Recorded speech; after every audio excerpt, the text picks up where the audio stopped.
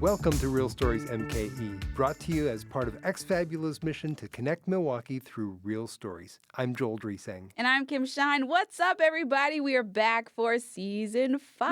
Woo-hoo. Are you excited? Because Joel and I are very excited for this. And y'all already know that everyone has personal stories that are worth sharing. And since 2009, X-Fabula has been cultivating storytelling through public workshops and community story slams, where folks get to share their true personal experiences on stage. And in this episode, we're keeping those vibes going. We are bringing you 5 of those hair-raising stories. That's right, Kim, because our theme this episode is hair. As mammals, hair is something we all have in common, more or less. I think I have more than you, Joel. Hair plays a role in identity. It's part of how we see ourselves, how we see one another, and it's something we can control, more or less. Yeah, I mean, right now my hair is a mix. It's half blue and half silver. Yes, I actually thought you were doing that for the Detroit Lions. Yeah, and I definitely said, no, I am not. This is just a vibe. I didn't say that, though, because I could tell it wasn't Honolulu blue, which is actually the official color. You do have to be particular, and I can't believe you know that, but that's great. I'm sorry that I do. So when I was 24, I had a dream, and it might have even been a recurring nightmare because I remember it so vividly. But in my dream when I was 24, I got out of bed and went in the bathroom and looked in the mirror to see that I lost my hair. Oh, no. And at the time, I had a full head of strawberry blonde hair, with a little styling. It could have been almost as dashing as Sonny Crockett on Miami Vice. Okay. Yeah, but now my dreams have been realized. Fate is a fickle barber. Yeah, and I think you look great. Well, thank you. You have to say that. I suppose there are things I can do about it. I wear hats and all that stuff. But but I mean, why? Thanks. Okay. Well, yeah. I don't know what to say. I have less control than you do. That's all I'm saying. Yeah, I'm like, I wonder how. Okay, I mean this in the best way, but how far out does your hair grow now? Because you still have a good amount. Oh, yeah. Well, thank you. No, I as long as I want it to grow, I guess. Oh, man. Because there's no limit. If you've never seen Joel, he keeps it relatively short. That's why I'm asking this, but I would love to see it just kind of blown out and flowing in the wind. Okay. Yeah, we'll do that for you sometime. Sure. And, you have your own hair story, and we're going to get to that later. And what I love is that I wanted to do an episode on hair before I even heard your story. I think that's dope. And I wanted to do an episode just because hair, honestly, is everything to me. Yeah, well, and not just to you. It's to everybody. To a lot of people. Right? Yeah. So our first hair story comes from Lauren Poppin. Lauren shares her experiences of what happened when she changed her hair and how it resulted in mistaken identity, creativity, and a feeling of empowerment. Here's Lauren.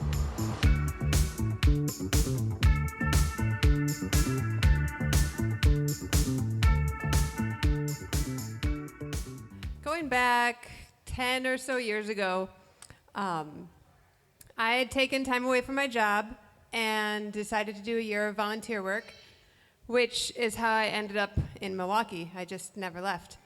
So in that year, because I didn't have a real office job to go to, I'm an accountant, I decided, I can do whatever I want with my hair for once in my life. So first, I colored it green, and then when it got towards the end of the year, I was like, you know what I've never done? Because I already had, in college, I had colored hair and that sort of thing. It's I have never shaved my head. So that was the time to do it. I was like, okay, it's May now, and I won't be getting a job until September, and that's 6 months to grow out. And I've had short hair before, so I got time.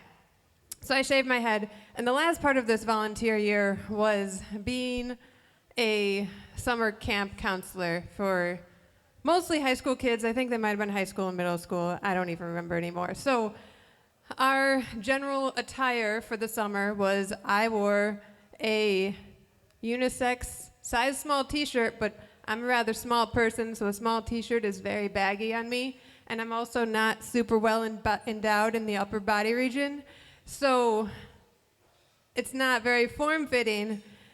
And then I wore jeans with it. And so most of the summer, as a 25-year-old woman, I was mistaken for a 14-year-old boy rather than a leader of the camp, which, in some cases it's really fun. Like you're volunteering at the nursing home, and I had all these nice little old ladies saying, "Oh, if I was younger, I'd want to marry you. You're such a sweet young boy." Or they try to set me up with their granddaughters, and it was, you just have to laugh when it happens. Like, you can't get offended. I recognize that you can look at, there's pictures. I looked like a 14-year-old boy. I'm not going to lie.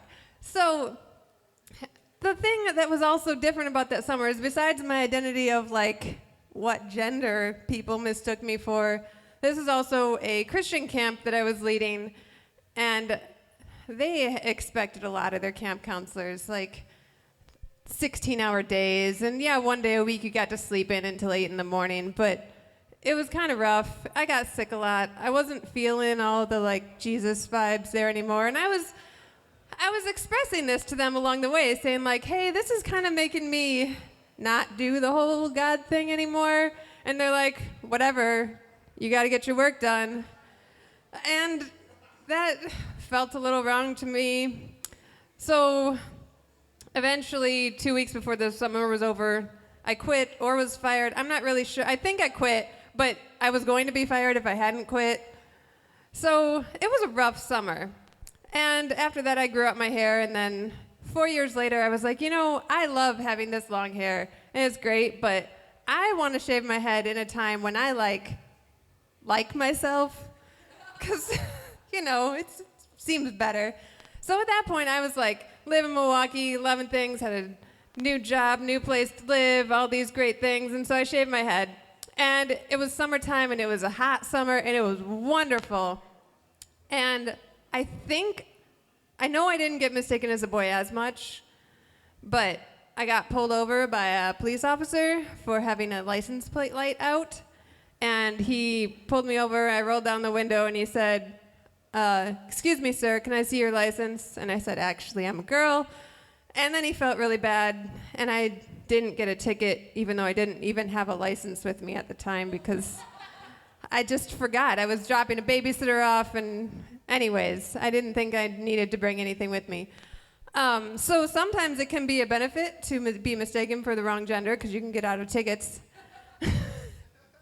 But anyways, so I enjoyed this experience so much then that a month after shaving my head, shaved it again.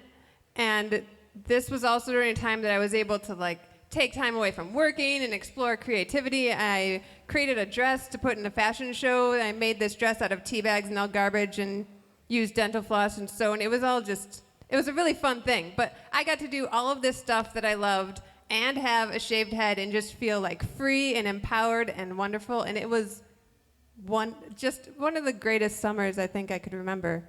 But this is like 6 years ago based on the length of my hair. So who knows? Maybe it'll happen again.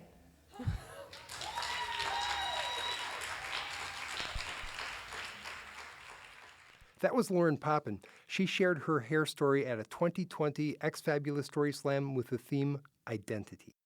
Kim, let's do some ultra shorts. Yeah, it's about that time. Okay. So, ultra shorts, if you guys don't remember, or if you're new to the show, they are little stories, true stories that you would write on a piece of paper at a slam. And this is if you don't want to get on stage, you can still get involved. So it'll be a 30-second story. Yes. You write it down, and the host will read it during the show. Legibly. Write it legibly. Yes, they have to be able to read it. Okay, I have one. It's from Anonymous. It says, in 8th grade, my friend got cancer, and as an act of solidarity, me and a couple of friends shaved our heads. To this day, my mom doesn't know why I ever did it. Adrian, wherever you are, I hope you're well. Oh, that's really sweet. Yeah, that's nice. Well, this one is from Alexis. My most proud, my most sexy, my most me. I am braided up, braided bae, parted locks, precision, not just a hairstyle, but a vibe, a force for the culture. That is Black excellence. Nice.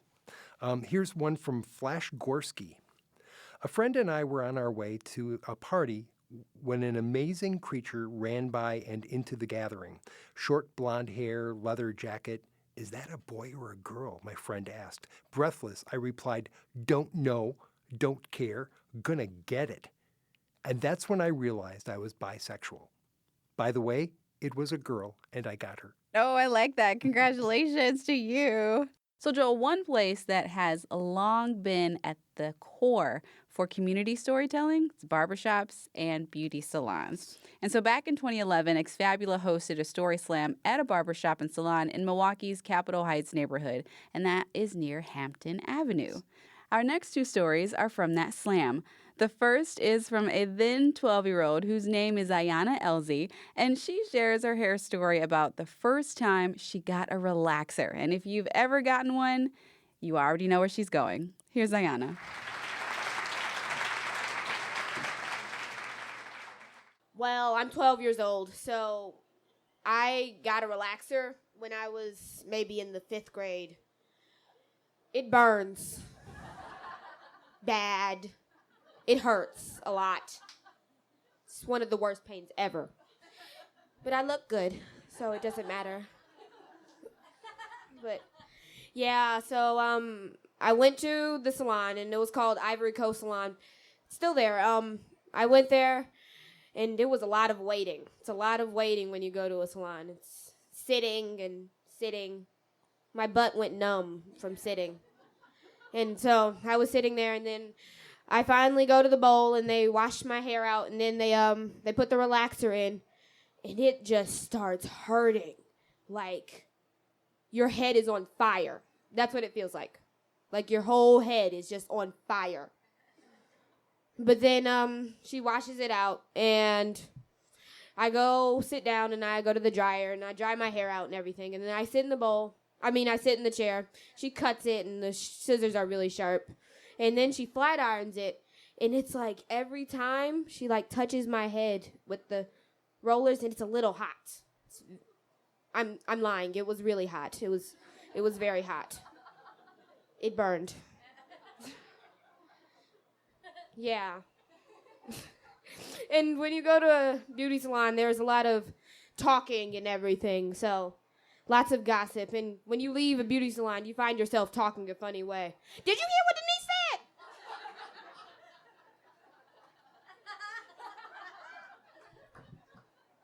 She stole a man. That's wrong.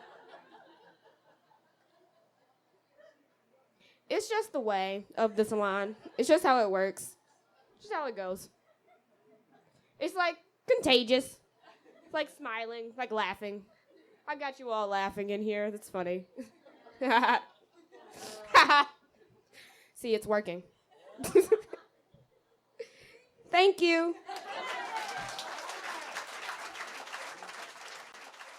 That was Ayana Elzie, and an update from her. She's at the salon at the Story Slam was owned by her uncle Ronnie, whose full name is Ronald Sherrill, and has since closed, unfortunately. He passed away more than 10 years ago, and she has gone natural since that story. If you don't know what that means she's no longer using a relaxer to straighten her hair, and however it comes out of her hair naturally, or however it comes out of her head naturally, that is how she wears it. Yes, I hope she still goes to a place like that to get sorts of stories like that and Yeah. all the voices she used. That was great. I hope so, because she gave me flashbacks, I'm telling you that. At that same Story Slam in 2011, Nathan Killen told this story about a 2-chair barbershop in his hometown where he used to sit with his dad and learn lessons about life, which he didn't appreciate until later. Here's Nathan.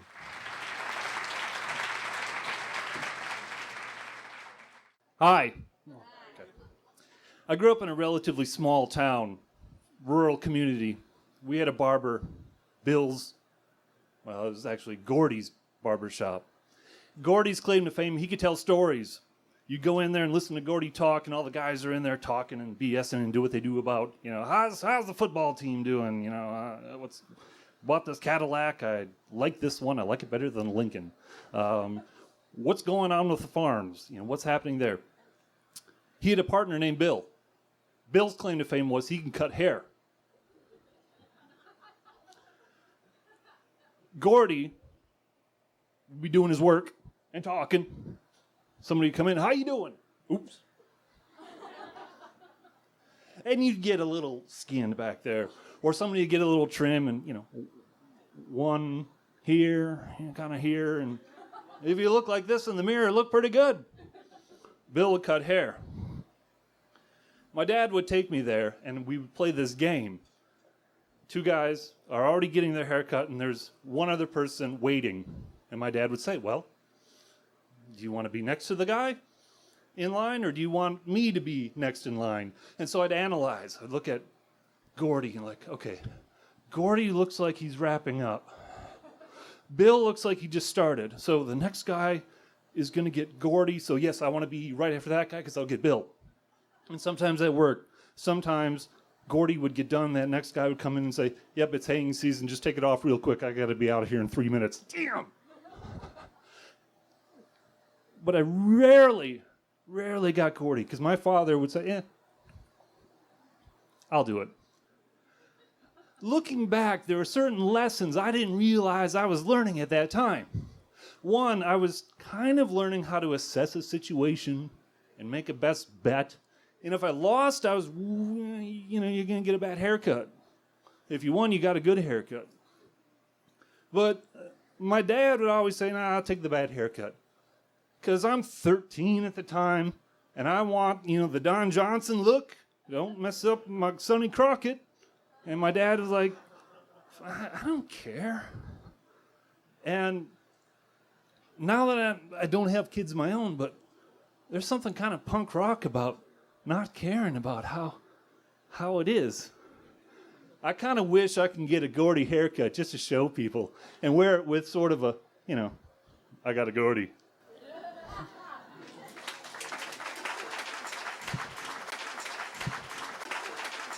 Thanks, Nathan. All right, Joel, it's time for some more Ultra Shorts. Okay, here's one from Anonymous.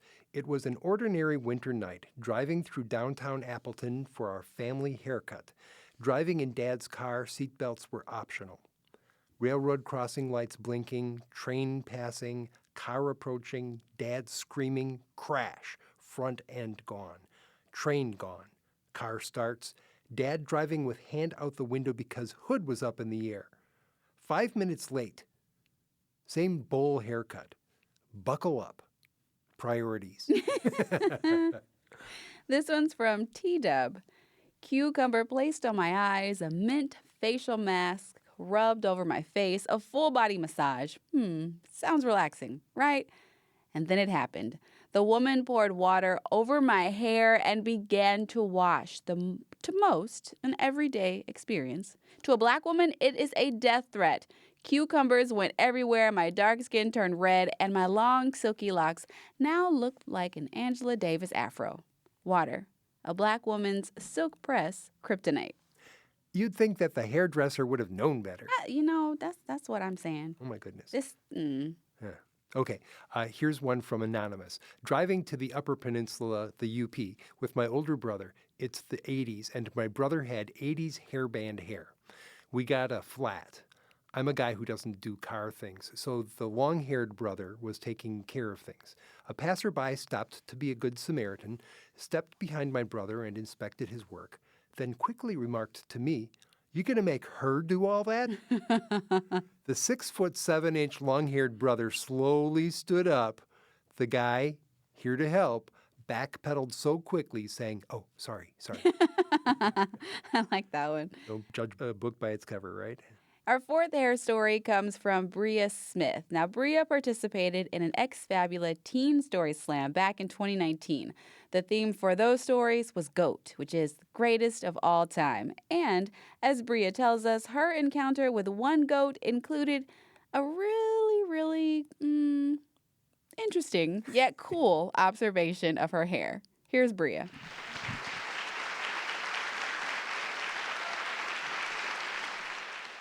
So this summer, I went on a 2-month-long tour, and I toured 65 cities with the March for Our Lives. We did voter registration. We talked about anti-gun violence. We had town halls and panels and all these cool discussions of young people, and we went to all these different places, and I had an AR-15 pointed at me in Texas, because Texas is its own country, am I right? No? Okay, no laughter. So throughout that entire experience, I met a lot of cool people, politicians, celebrities, and I was always brought back to one memory of when I met a GOAT.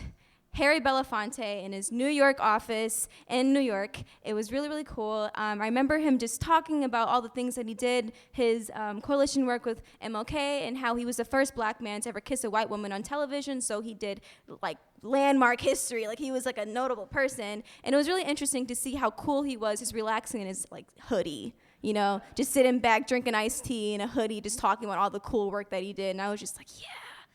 You're awesome. And it was really interesting. But I remember one specific moment, just me sitting in Harry Belafonte's office and him just saying all these really cool things to me. I had like this twisted up bang and then a scarf on my head. It was a rush that morning, but it was okay. And I remember going up to Harry Belafonte after our meeting, just being like, oh my God, you're a great person. Like you're a pivotal activist. Like you do such great work for all these people. You just push movements forward and you donated so much money to civil rights. Like you're awesome. And he just touched my twist and he said, Black girl magic.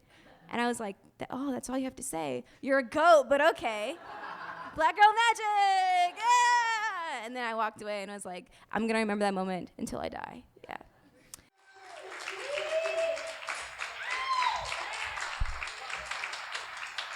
That was Bria Smith. Now, we don't have an update from her, but I laughed so hard at this story. I mean, she had great expectations, and yeah, now she has probably an even better story. Yes, right.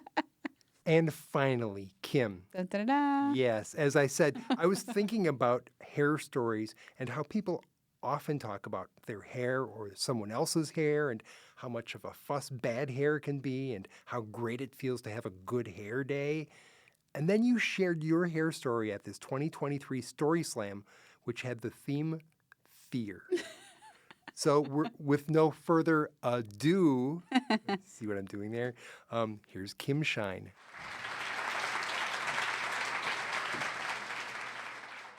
A few years ago, I used to work in news, TV news, and I was in a whole different city. I was in South Bend, Indiana, if anybody knows about South Bend, Notre Dame, all that great stuff.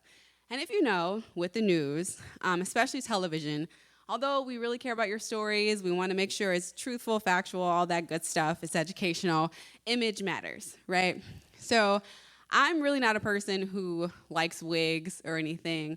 My dad would always say, wear your natural, whatever it is. So it's my nails. I would paint my nails rainbow colors, everything. He would get mad. I would still do it because it was great. But in TV, you got to be a little bit more calm, right? So with my hair, I would normally wear it straight like this, which is ironic because I just got my hair done earlier today. So this is like kind of full circle moment at the time.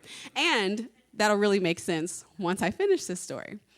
So I went back and forth between wearing my hair straight and then wearing it curly because I got like natural curls. It's kind of big when it wants to be. And when the weather is rainy or bad or whatever, it gets even poofier. And sometimes I can't really control it. So eventually I caved in and I said, hey, I'm just going to get a wig. And I wanted to be as close to my hair as possible. First time doing this, and it was great. It looked literally just like this. It was just a little bit longer, super natural. So I'm on the air, I'm reporting, I'm anchoring, I'm doing all the things, and it's like, oh man, like I look like myself. And that's perfect, right? Because for me, looks don't matter. I'm telling you the story, I'm out here reporting for you and telling your stories, and that's what matters to me. But I still look good, right? So the makeup everything looks really, really, really good. I'm impressed because I don't really do makeup either, right? You know, Dad said keep it natural, and hey, that's really what I do. So one day, I have my wig on. I don't really take it off because it's one of those wigs that has like I don't even know what it's called, but it looks real. So you put you spray the little glue on there, the hair cap, and then you put the wig on, and it's like you can't take it off. So I would leave it on for a few days and think everything was fine until I took it off one time and my hair started coming out. And right.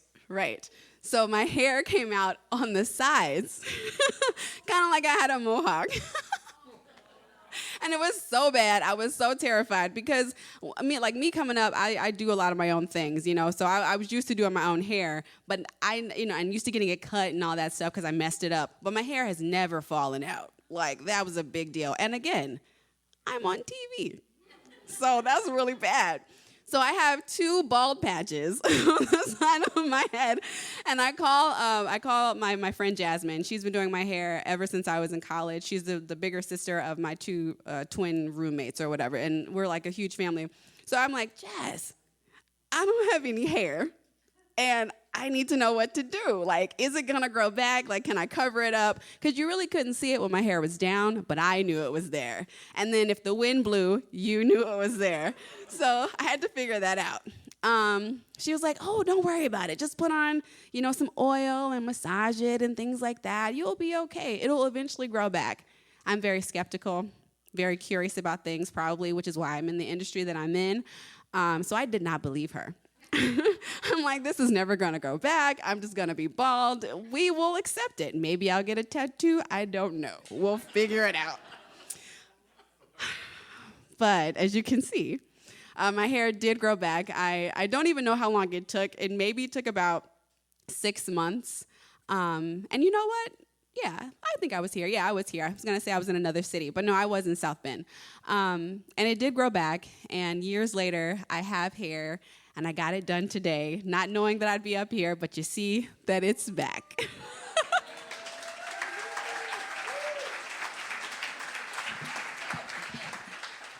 And one last thing, I have not worn that wig since. It is still in my closet, and I don't think I'll ever wear it again. There you go.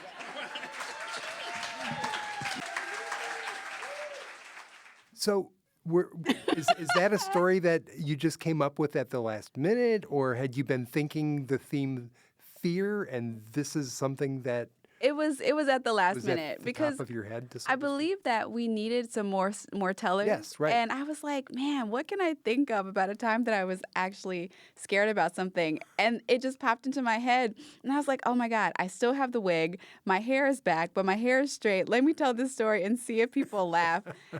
I'm still traumatized to this day, but I think in the story I said that I would never wear the wig again. But I've changed my mind since telling that. So you still have the wig. Why? I still have the wig because, one day, even though that experience happened, one day I might have a bad hair day. Or one day I might just not want to do my hair. And now I know what to do. Sure. Okay. Traumatized, but I'm informed. Yeah. Well, Kim, not to give you the brush, but it's time for us to put a bow on this episode of Real Not the Stories brush. MKE. But don't pull your hair out. Ex Fabula has been around for more than 15 years, so there's plenty of storytelling goodness, including stories on audio and video at exfabula.org. Yeah, and I hope you guys are having as much fun with this episode as we are. The Exfabula website lists upcoming storytelling workshops and slams, and we really do hope you'll join us at an event and maybe even share one of your own tales. You can also connect with Exfabula on Facebook, Instagram, and TikTok. And also, you can listen to more Real Stories MKE wherever you get your podcasts. Thanks to everyone who makes this program possible, including funders like the Milwaukee Arts Board and the Hertzfeld Foundation, Ex-Fabula staff, the storytellers, our producer JJ Draper, and of course, audio engineer Sam Woods. For Real Stories MKE, my name is Kim Shine. And I am Joel Dresang. Remember, everybody has stories worth sharing. Think about telling yours. Thanks for listening.